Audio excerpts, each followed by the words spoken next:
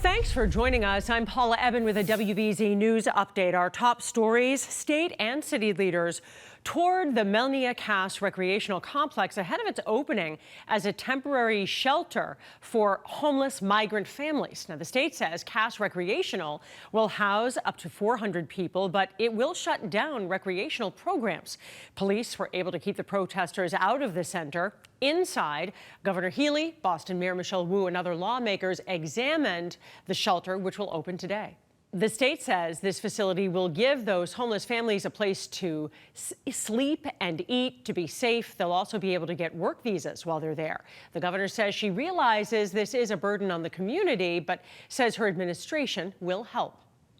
I've committed that DCR will expend additional resources on important upgrades to infrastructure for this building, something that the community deserves, and we are going to make happen.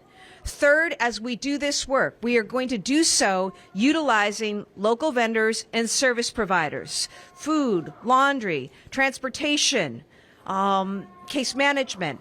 It's very, very important for the success of this.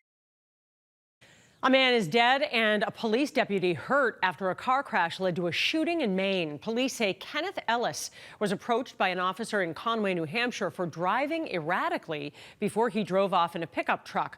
Officers say he led police into Fryeburg, Maine, where he crashed into a snowbank. After the crash, police say Ellis then approached officers with a knife.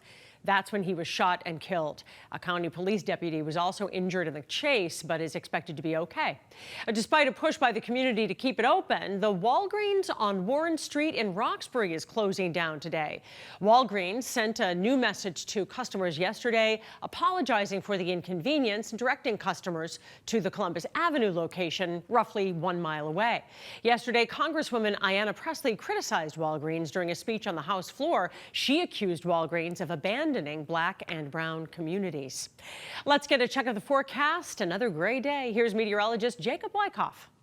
Clouds are lingering for the day today. We do have a slight warm up as you go towards the end of the week, certainly into tomorrow when we're back into the upper 30s and low 40s.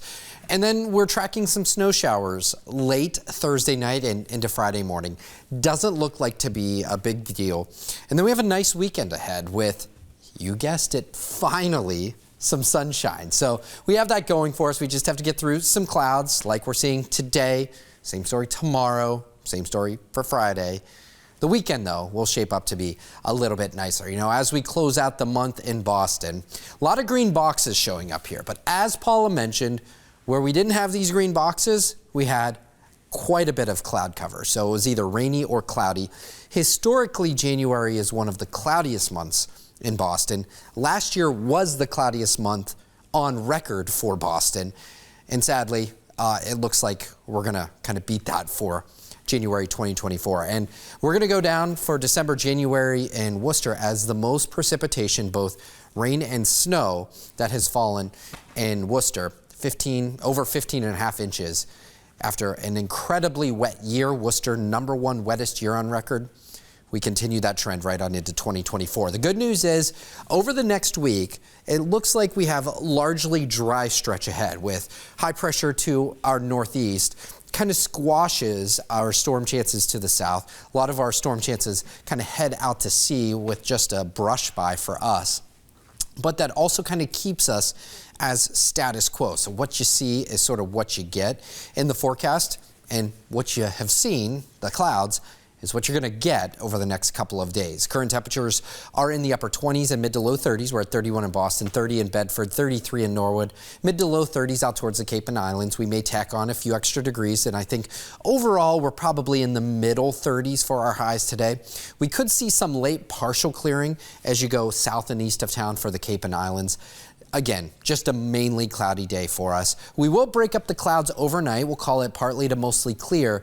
But pretty quickly for tomorrow, we're back to the clouds. Tomorrow, mainly cloudy, temperatures in the low 30s, or low 40s rather, upper 30s, with just a chance for a late shower.